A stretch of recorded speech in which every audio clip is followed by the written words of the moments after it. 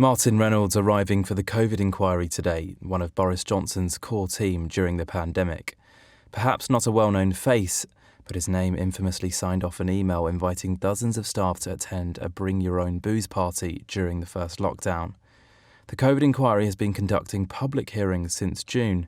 It's putting the government handling of the pandemic in the spotlight.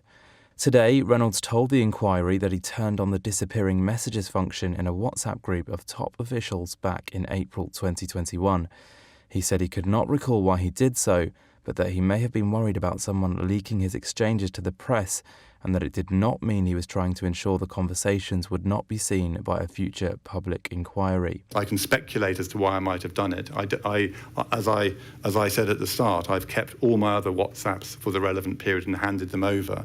So I don't believe it was intended to prevent the inquiry from having sight of this. It could, for example, have been because I was worried of someone screenshotting or using some of the exchanges and leaking them. Reynolds also acknowledged that the number 10 machine really struggles when it goes into full crisis mode, adding it becomes extremely complicated with very high friction.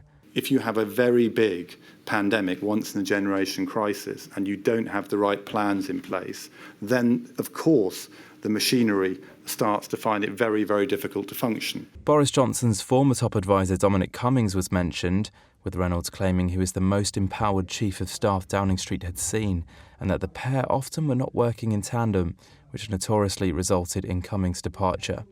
It was also confirmed that key information was not sent to Boris Johnson over a 10-day period in February 2020, when the pandemic was becoming more of a problem around the world. The inquiry is set to continue. A number of areas are being looked at, including the response to the spread of COVID in light of information received from the World Health Organiser, as well as the decision-making relating to UK-wide interventions, such as lockdowns and working from home. Reynolds' evidence will not be comfortable viewing for those involved in the government structures at the time.